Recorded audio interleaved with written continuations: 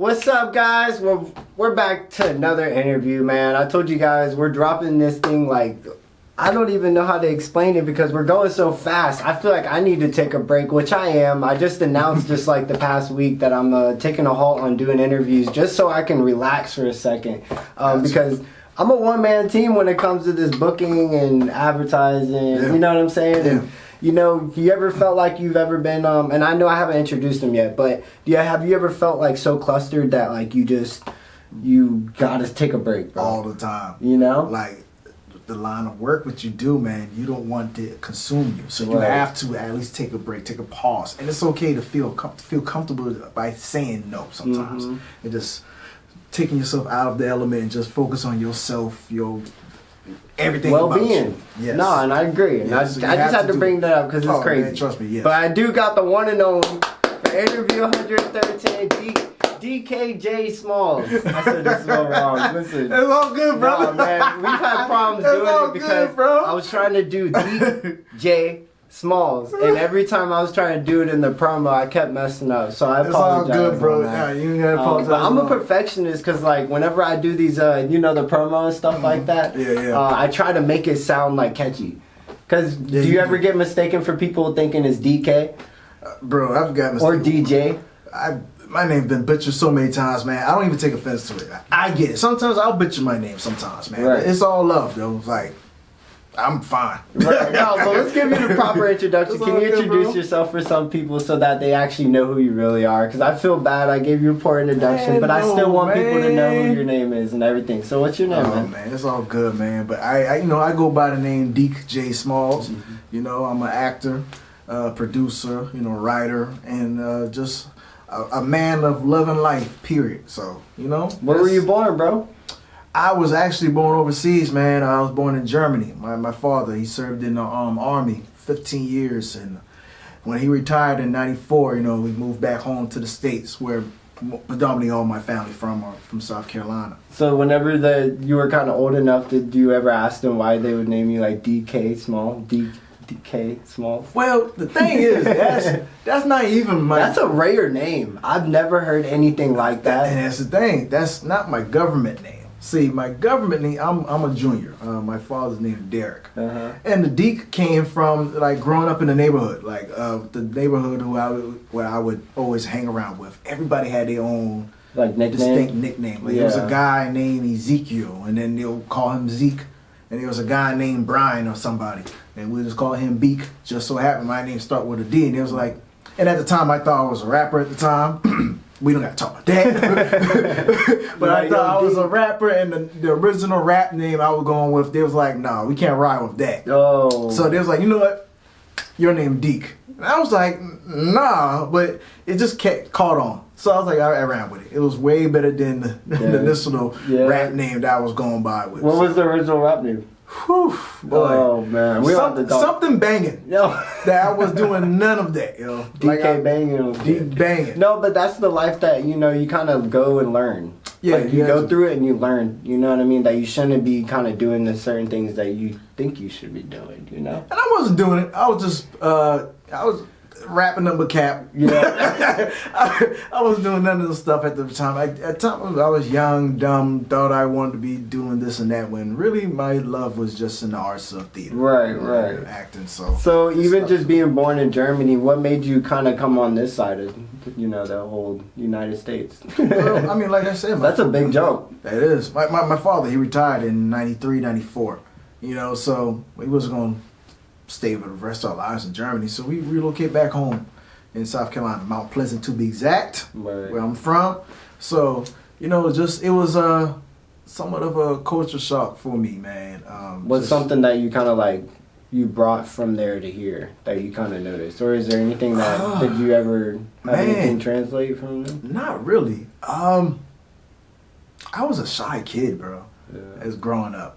And I wasn't really outspoken like that. And I had friends when I was residing in Germany, but friends was different because everybody from different aspects of life. There was people from Jersey, California. I was friends with those guys. But then moving from that to predominantly where everybody's kind of like move around the same, it was totally different from me. So I had to get adjusted to that because I was just, learning from different people aspects of life and different, cultures or whatnot. Right. So it was totally different. Then I also moving to just also went to school with people from from foreigners. Yeah, that's what I was gonna say. Germany and Africa. So because you moved here to Mount Pleasant, and Mount Pleasant's like one of the cities that actually does international high schools. Like they exchange students. Yeah, they do. Actually. So like, did that ever play a role in your life after you kind of came here? Not really. Or meeting anybody, maybe.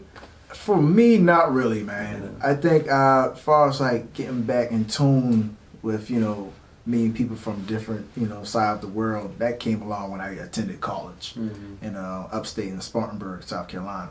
So that befriending with people from Japan and Africa and stuff like that, like that kind of brought back reminiscence of when I was living out in Germany. Just more of a more brighter mind, open-minded, because I was a child in Germany, living in Germany, but coming an adult, you're looking at things in the adult lenses. Yeah, so, no, I could imagine, especially being, coming from Germany. Yeah, so did you go to elementary school in Germany? I don't know if we covered that. Right? I did. I attended there all the way to the 2nd grade. Okay. So back then, after I finished 2nd grade, that's when my father up and out.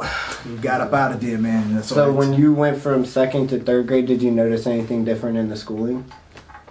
Honestly, bro, there was nothing really it was no drastic difference. I think the only thing that was different from elementary school in Germany, in America, in Germany, I had no choice but to take a German class, which I don't know. I was going to say, they kind of have to, right? Obviously. I don't know if they have to. I know my parents threw me in there. Yeah. For what? I don't know. Because did you pass it, or were you doing a good job at it?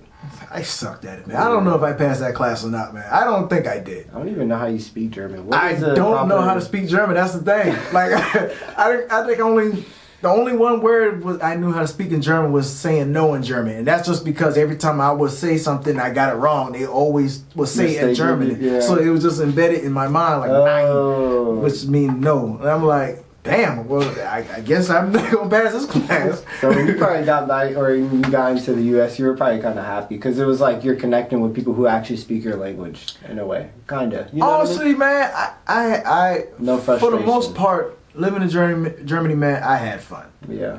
That's why I learned my love for acting. I got my love for acting from living in Germany, in 2nd grade at that.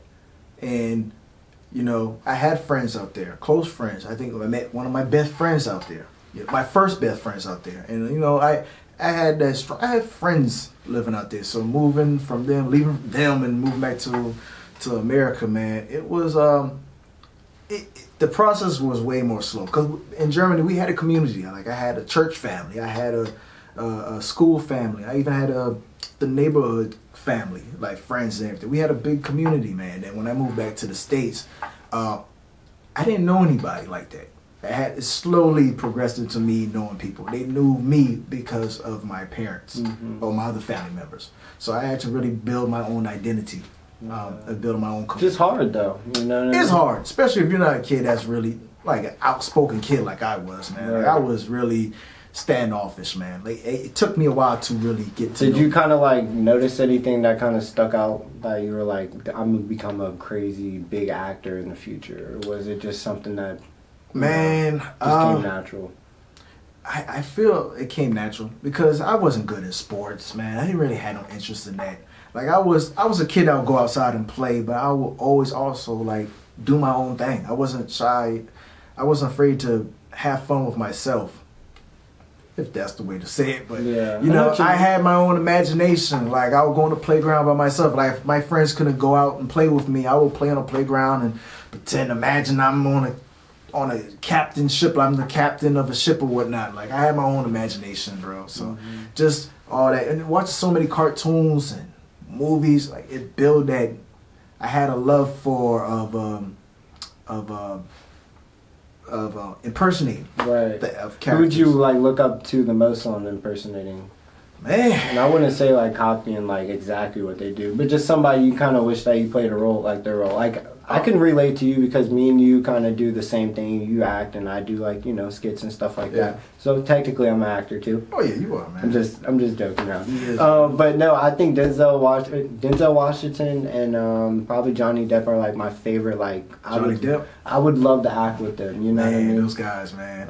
But like, who do you look up to? Like, who would you impersonate? Well, you definitely ain't two of those gentlemen for real. Like Johnny Depp was icons, man. And I grew up like watching the Jim Carreys and you know, Joaquin Phoenix, like those type of guys. Like I was a plethora of different actors, actresses I just been in awe with. And then growing up, man, I had a grandmother that would let me watch all kind of TV shows, the I Love Lucy's, Matlock, you know, Heat of the Night. Like those inspired me, and not just comedy, but you know, drama, thriller, and, you know, suspense. Like it's not just one specific actor or actress that I was in love with. Like, it's just, you know, a whole handful. Yeah, and that's how it normally should be. Because if there was just one person we all looked up to, I honestly think the world would not be that good. Oh yeah, man. You know, it's just like sports. Like there's Steph Curry, LeBron. Yep. You know, you know what I mean. Exactly. It's just a plethora of them. So, exactly. I was gonna ask after, you know, middle school and stuff like that, because obviously I said in my last interview, but it's like it's basically the same thing. I feel like elementary school and middle school is like where you're kind of just now figuring out who you are, you know, what you're capable of doing. Right. Other than like acting and all that stuff, what was like something that you kind of spent your time doing though? Like, were you like, as a child? Yeah, were you doing skits like at schools, or were you doing Boy Scouts, or like, you know what I'm saying? You know what? What were you doing in middle school and stuff? As far as like middle school wise, I was a part of the drama club and stuff like that. In Mount Pleasant? In Mount Pleasant, yeah. Okay. What middle school? Cary or? Lang. Oh, you're a Langer. Oh, Langer. I'm joking. Yes, and then eventually when Cary came, you know, they split the schools up and everything. So some of my friends who lived out close to that area had to Dude, it's like a big rival. I don't want to talk about it too much, but it's like everybody that goes to Lang is like rivaled against. Really? Yeah, because you got lucky. I got lucky because everybody was combined together at one point. Exactly. So when we separated, it was still love. Yeah. Now I don't know how it is now. Was it congested in middle school like a lot for you then? Like, was the busing situations crazy and stuff like that? See, I had to live right down the street. Folks probably don't know this or whatever, but I'm from 7 Miles, so 7 Miles like literally walking distance to my old middle school now. Yeah. So we used to walk there, bro. Well, we'd get dropped off but walk home after school, you know.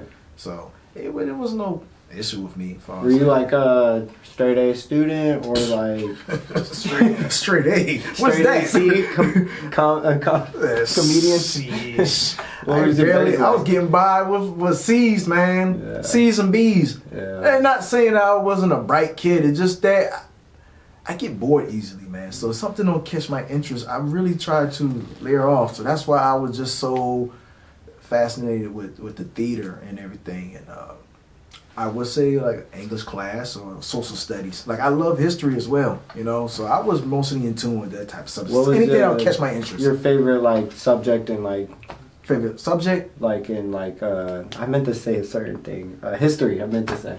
Man, we would learn a lot about like the Western civilization and everything, man. And I also was very in tune, like knowing about facts, what's going on in the continent, like in Africa or Asia and stuff like that. So I had, you know, it wasn't so much in America I was into. I was cool. Like pop, when it comes to like pop culture or like anything specific in history, like American history, it would definitely catch my tune. But that was probably it. Anything else was probably like in a different continent. Right. Yeah, that would catch my interest because you learn about different people, how the way they was raised, and everybody, you know, different continents have their own different cultures. So, you know, I hate having to bring it back to the acting, but like you learn those stuff. So, you know, when you just so happen will go for a role that maybe deal with a specific type of way of living, you would know. Yeah. And then the beauty about it, going back to now with social media, man, it's easy to get access to that information through social media. So and it's easy to know that it's actually the wrong information. That too. Because I feel like we look at the information, we go like, I think we know that's wrong. Yeah. I don't know, not like that, but you know what I mean. Like I feel like I can't even look at anything and look it up. It has to be like something that I know for a fact that the person's lived through it. Sweet, but bro, listen. You know? The more you get older, bro, you learn to unlearn a lot of stuff, and it's like stuff that you've been raised to learn as a child. Then you become your own adult, your own. You know, start thinking for yourself, and you'll think like, I don't think that's not how it's supposed to be. Yeah, no. You know? But they taught it. But they taught it. They made sure that, like, if you didn't go to college, you're a bad person. Oh, yeah. Trust you know me. what I mean? Are you, like, how do you feel? Are you required to go to college and stuff like that, you feel like? Listen, growing up in my household, it was either go to college, military, or get a job or get a trade. That was the only thing in my household when I was growing up. I knew for sure I wasn't built for the military. No respect to the guys who serve in our country, especially my father, but I knew it wasn't for me. I didn't. Growing up in Mount Pleasant, man, and I tell everybody this, I always felt like I was a black sheep, so to speak, because I wasn't really heavy into sports. I didn't want to do the normal job. Like, you know, growing up, you hear about, you know, either be a longshoreman, you know, working for a construction company or anything in that matter. I never saw myself doing that. Yeah. You know, and I'm not knocking to the people who've done that, but I never saw my future in that type of life. So for me, the only thing I could really think of was going to school to progress, gain more knowledge in theater. Yeah. So is that what happened after did you graduate and stuff like that? I didn't graduate. I did a Kanye West, man. I did a college dropout thing, man, because you know it was a beautiful thing to have that experience, but at the same time, man, it was a lot. It was a lot going on, and you know, it was taking my mind off of what I came there to do. Yeah. And I would blame myself as well, man, because I was a young kid, man. I wanted to do this, that, and the third, have fun, being away from home or whatnot, but I was being distracted of what I initially came there for. Yeah. So I had to leave, man, to get myself back focused. Yeah. So, what's some like suggestions you can give anybody that's like struggling to find that like ability to do that? You gotta have that. You gotta have that strength and knowing what you came to do. It's easy to be distracted. I get that, but you gotta get back focused. Because for one, especially if you're attending college, if you don't have like a scholarship or anything, like college ain't cheap. No. So hopefully that would get you back into in the right gear, what you're supposed to do. But I mean, think about it, like if you think about your path that you're going to, is it worth it? Is it worth distracting you to what your initial lane that you was driving in? So if it's worth it to be distracted from that, hey, by all means. But it's not. You gotta focus back on doing what you gotta right. do. And that's another thing. Some people can't focus on one thing. It's some hard. People like start to do like 5 different things in one moment, thinking they can do it, and some people can do it. Some people are multitask. But there's some people like me who think they can do it, and it's like I'm over here like, I'm over here. They're like, someone over there is jolly, and then you point the camera at me, and I'm like. Facts. Trust me, I get it. You know what I mean? It's all about balance, though. It's all about balance, man. So even after, you know, just high school in general, what was like the normal day for you? Like, what were you doing? Like, during high school? Or after high school? Or after high school? Yeah. Like I said, man, I attended college for some years, man. And, okay. And repeat what college again, just for some people? I went to the upstate in Spartanburg, Spartanburg Methodist to be exact, man. So I attended doing theater down up there. Okay. How was that process? Like, did you enjoy it? Like, I enjoyed it because I met a lot of lifelong friends, man. And at the time, you know, I met the girl who I eventually had, you know, got married, and we had 2 handsome young boys that we grew up. Congratulations, bro. I mean, I appreciate it, man. That's lit, man. 2 boys, man. 2 boys, and I'm not currently married anymore. Yeah. But what came from it, it was a beautiful thing because you know we had 2 young boys that we were raising. We were currently, you know, raising. But like, as far as that, man, like I'm kind of the simplicity of me, man. I like things simple, but I like learning new things, man. Yeah. I like exploring. I like visualizing new things that's coming towards me, man. Like learning new way of life, man. Do you think that's been benefiting you in life, though? Or is that something that you think, like... The older I get, Yeah. The older I get, yeah, man. Because growing up, bro, I was really self-conscious, and a part of me would really hate myself because it's like I'm seeing other guys who I went to school with from the outside looking in look like they're doing better than me. Yeah. It may not be in the same field of what I wanted to do, but they looked like they had something going on for themselves, and I felt like I was stuck. Right. I felt like or you're not doing better than what you could be doing. Exactly. I wasn't really. I was being stagnant, man, and so I just learning about new things and being open-minded.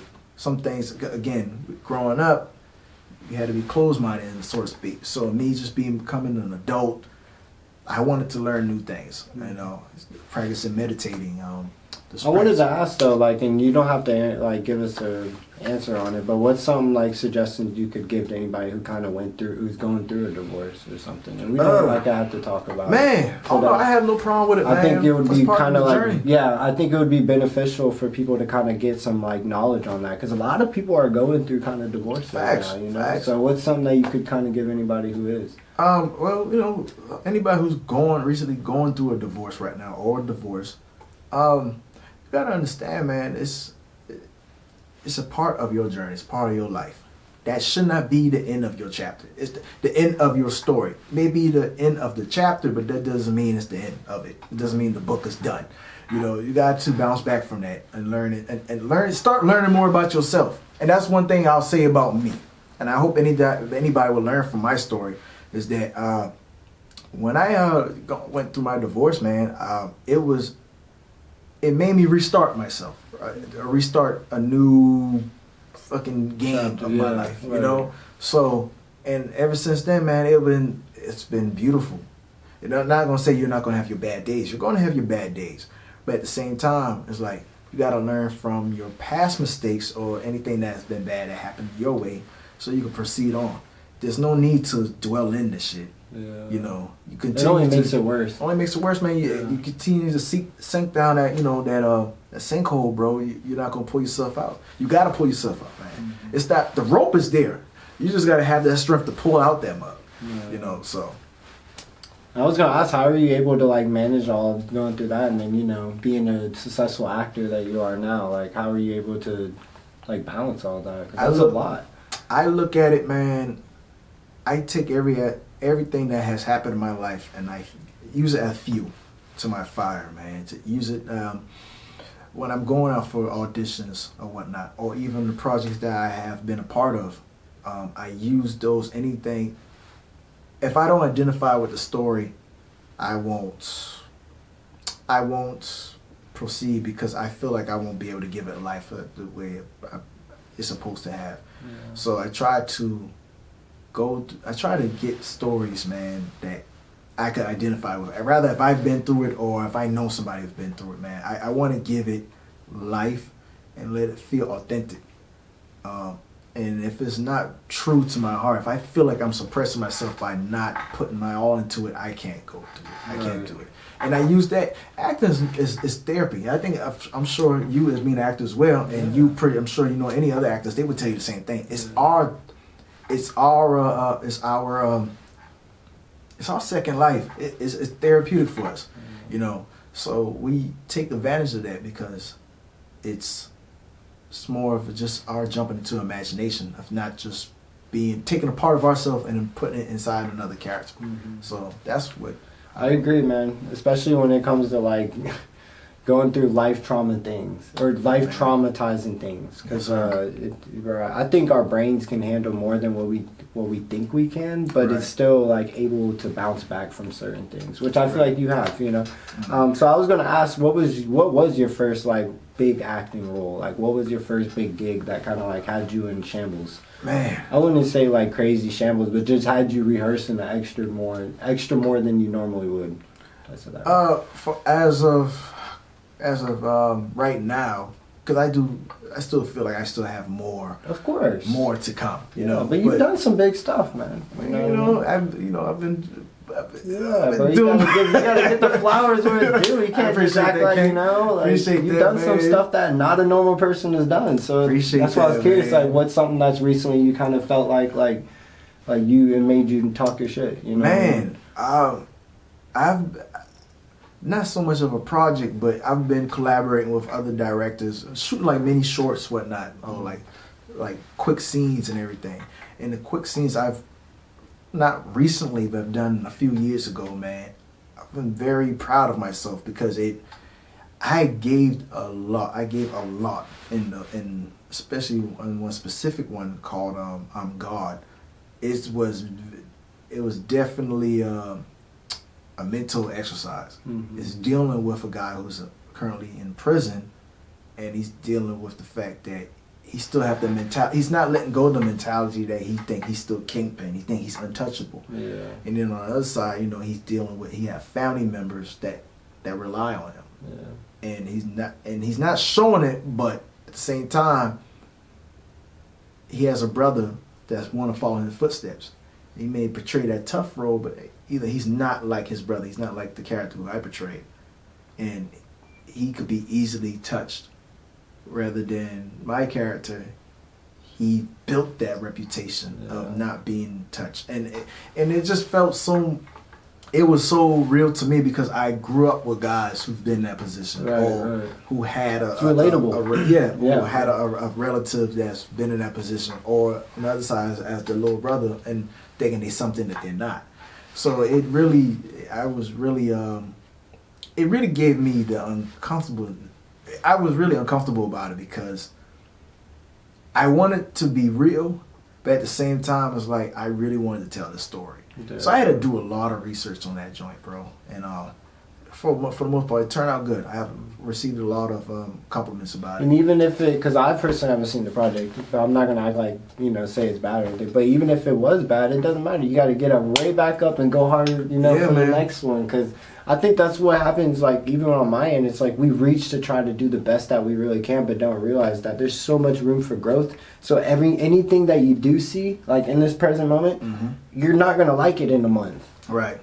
Hey, like you know what I'm saying? Like you're gonna be like, dang, I could have did better. Exactly. When you did the best that you could in that moment. And that's fine. Like you said, life is all about growth, man. Exactly. If you feel like you reached to the pinnacle of your life or whatever you got going on, that means you feel like your chapter is done. Yeah, right. You know what I mean? The greats, they accomplished so much, but they felt still like keep going. Yeah, rather they retired in one game, they started another game. Yeah. So that's all about life. I just feel like seeing Tom Brady, like I know he wants to play more, but he shouldn't. LeBron, he's still playing. Like, still playing because maybe it's not their time right now. Yeah. But eventually the time's gonna stop for that chapter. Exactly. And then they're gonna have to continue on with a whole new chapter. Right. So where do you see yourself in 5 years? 5 years, man. I still see myself giving out my art. Giving out as in, doing more projects, man, and progressing in that. I still see myself wanting to, not just being in front of the camera. I want to be more behind the camera as well. Like I told you initially, I want to try my hand in producing, writing, owning my own production company, giving young kids like myself an opportunity who want to do the same thing. Everything doesn't have to be about sports or entertainment or whatnot, or rapping or music. I didn't mean to classify, but whatnot. Yeah. But like, there's a lot of kids out here that's not into the sports with that. Like myself. Or music, man. They wanted to be creative, and that's why I'm all about creativity. I'm all about the creators.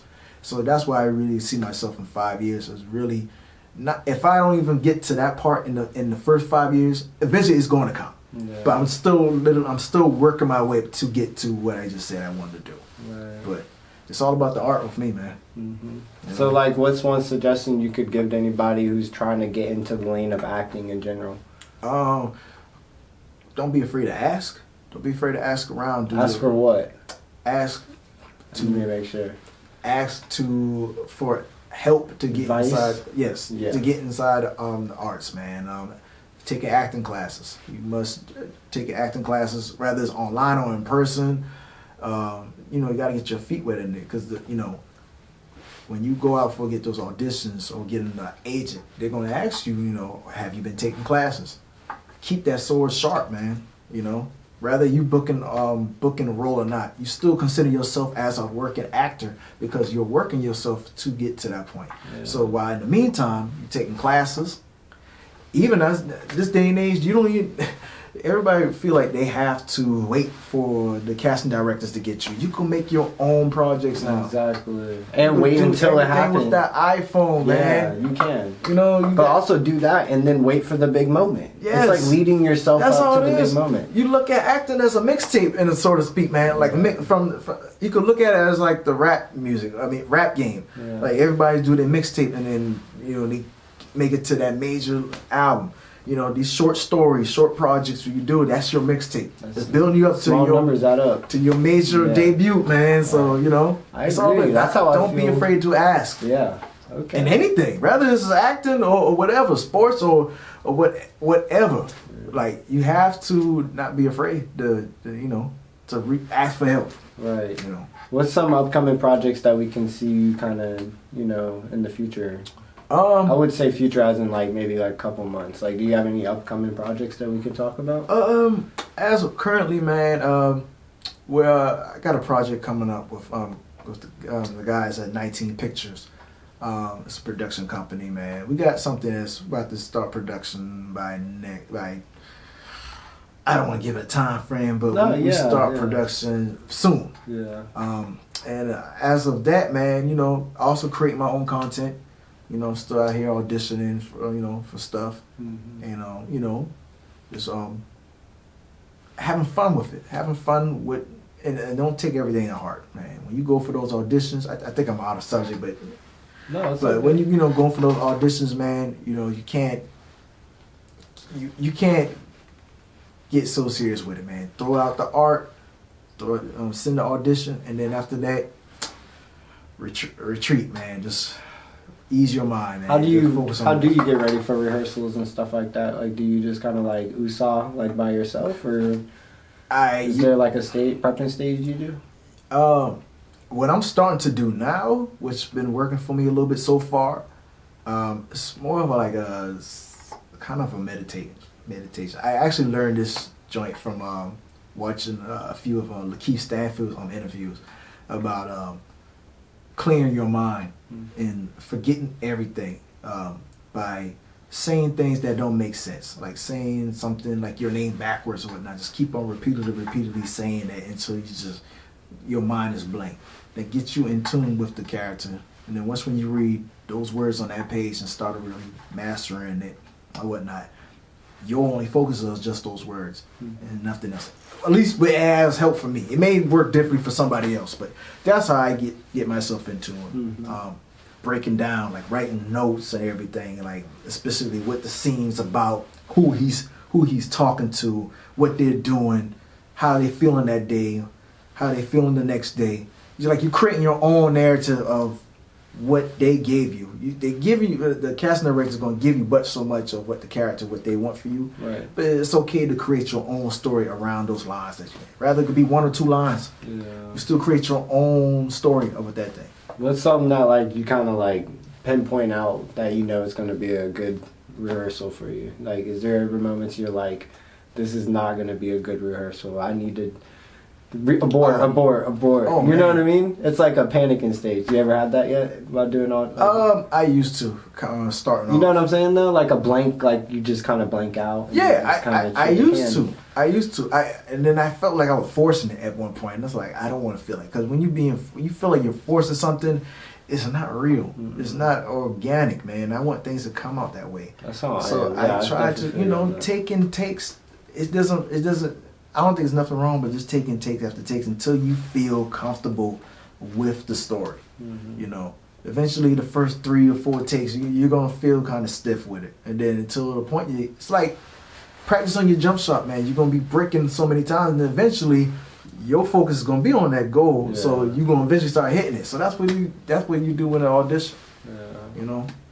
So like other than you doing acting and then being a great father and stuff like that, what else has been like the main focal point for you in life? Have you been trying to I know everybody's trying to improve every single day, but like, what has like, are you trying to help other people in the world, or like, because you know, acting, you can only do, I wouldn't say so much, but you know, like you got to hold some stuff back. So what are you doing in the meantime of all that? Are you writing a book, or bro, doing like, different type of things? Like, I'm create my own stories, man. I'm actually in the process story? of writing my own script, man.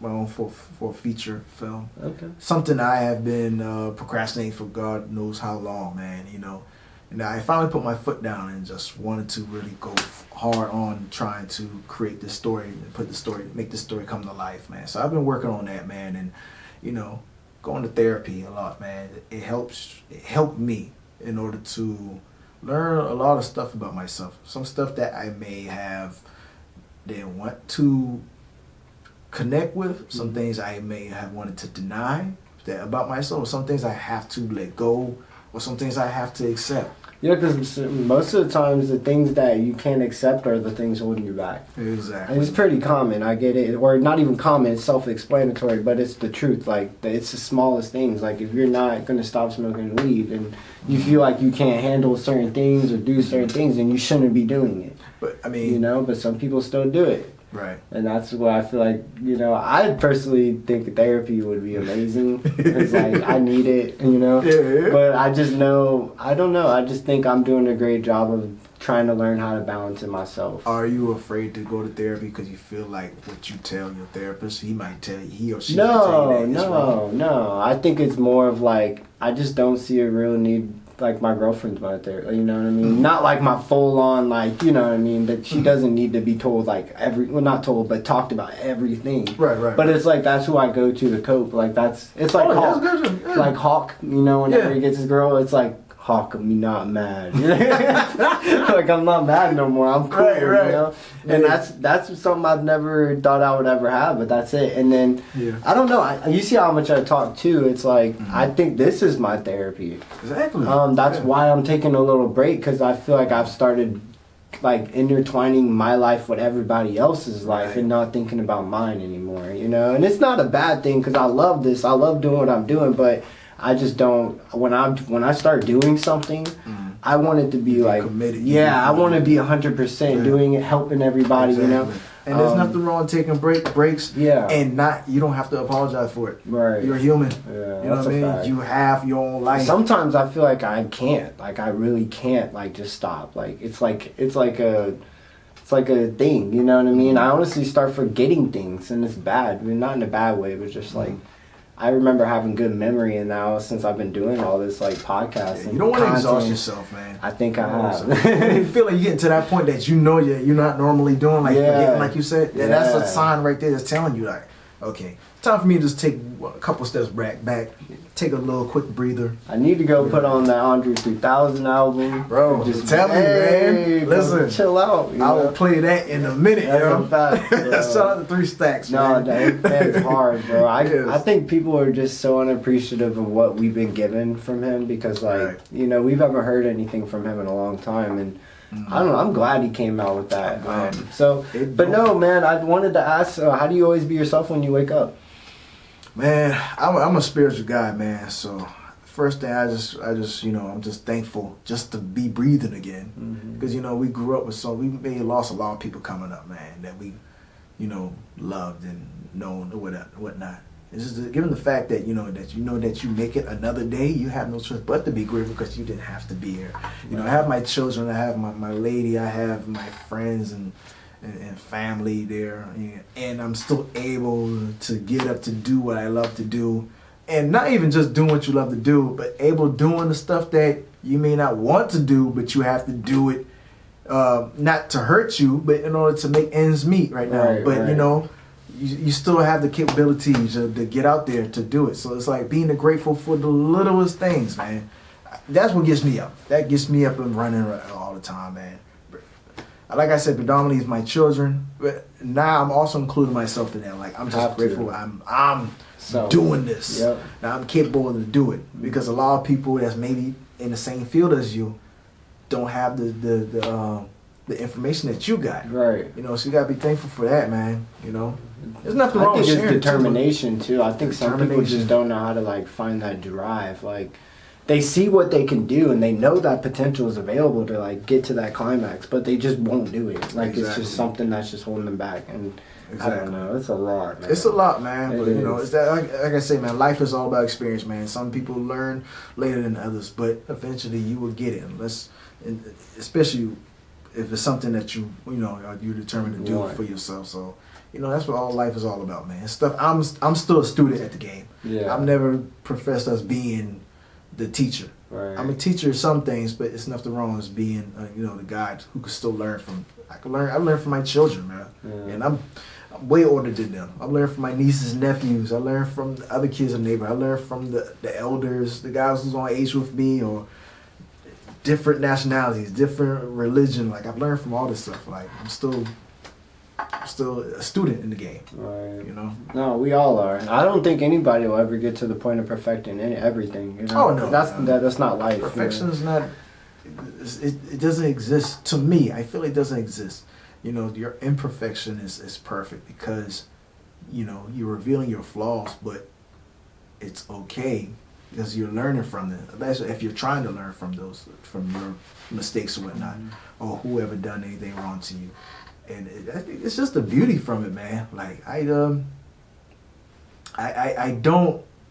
try hard not to live with regrets because what's the point?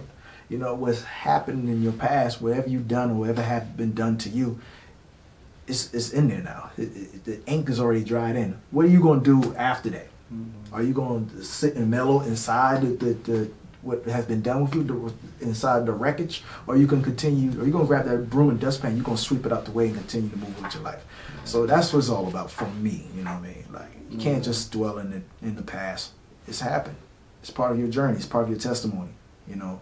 You don't have to like it, but you don't have to be content with it. Mm-hmm. You know what I mean? So. I agree. And some people need to take notes because especially if a lot of them, their broom breaks and they just give up. Exactly. I know I keep bringing up that part of giving up, but that's the key thing that's been going on in this world. Because when I first started doing everything I'm doing, a lot of them are not even around. Not like they're gone, but they're just not doing it. Right. They're working. And there's a reason why you still at it. Yeah. No, it's your purpose. Yeah. You know what I mean? I found that out, but it's like, I think a lot of them sleep on their talent or their purpose. Like, I know they're just as capable as doing as what I'm doing is. You know what I mean? If that makes sense. Everybody have their own journey, bro. Yeah, definitely. Know? And so we need contract or construction workers, and not trying to be that way, but we need all that. You know what I mean? Like lawyers and. Oh yeah. So it's like not everybody's meant to just do just because they think that they should do this. Like I never thought in a million years I was going to do podcasts. Right. Like I really thought I was going to be like just a manager at a job. You know what I mean? I was already considering not defeat, but just like. Yeah, and then I got the calling, like it was just something happened and I lost a lot of friends and then it was like, I don't know, I put the camera in front and then I did my little clap and then it was game over. So I get it, man. When was your first time like acting? I know we kind of like late in the interview, but I'm gonna ask one more question. No. When was like your first time like ever acting? Like when you like first got on display? Man, my very first ever project, like behind, like in front of the camera. I would like to give a shout out to Travis Pearson, man. He directed a piece some years ago called America Street. And it was, to me, it was beautiful art, man. Mm-hmm. I didn't have a big role in it. I pretty much had a cameo role off it. But either way, he's still giving an opportunity because I didn't have no acting experience as far as being on film-wise. You know, he took a chance with me, man. I didn't have a resume. I didn't have anything. I just told him I loved to act. I've done theater in school and church and community places and whatnot. But, he was, he had a cast that really had put in the work, compared to me. Yeah. But he still gave me that chance. I didn't have any lines, but I still was able to display my talent that I love to do, So that was my first time, man. America Street is out now. It's long time. It was a long time ago, but he gave me the opportunity, man. I'm very to this day grateful for him for that. So that's cool, man. You got me jealous because I'm ready to hop in the movie, man. I'm ready to get in the limelight. You can do it, man. Yeah, I'm just being patient. You got to like play your role. That's how I feel like in life. You got to know how to play your role. Because if not, I feel like I would just give up on this whole thing and just start trying to act, and then it's like I left behind a whole my whole purpose, you know? man. Because I do love acting. I really do. Yeah, yeah. Like, I don't know if you've seen any of my motivational videos. That's what I'm saying. That's what I can tell you were because I've seen your but stuff, bro. I'm just ready to take it to that next level. It But, will. It will. dude, it's been an honor. Interview 113. Mr. Smalls himself. Appreciate my brother. Let's go, bro. It's been Appreciate beautiful, man. Beautiful. Long anticipated. Yes, We've been yes. waiting for this one for a Yes, while now. definitely, and, man. I think the second one's gonna be. I've been telling every person that hops on first because Uh-huh. people don't realize like I'm doing like a whole layout. Like your first one on is the intro. That's the intro. Yes. It's just so that people know who you are, the fundamentals, the background, and then the next one is like we dig into everything else. Where you know? how's it started? How's it started? How's it Yeah, going right yeah, now? So, that and then just like more deeper things, you know. Deeper, And yes. I don't know. It's gonna Yes. be beautiful, It's bro. beautiful, man. Thank you Appreciate you. Blessings. again. It was Blessings, definitely brother. this I was probably one of my appreciate you. favorite interviews. Love it, man. I love every single one of you guys. The only way to achieve your dreams is through you. No one else is gonna do it. You got to get up every single day and you got to grind harder than me and my boy Mr. Smalls over here, man. Okay, bro. Always. Please be yourself. Never give up and stay true to yourself. Exactly. Peace.